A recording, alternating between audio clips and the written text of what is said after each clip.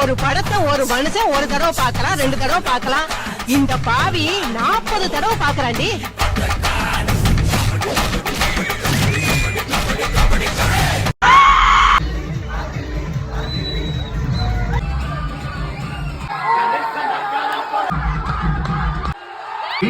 என் கோட்டுக்கு மகன்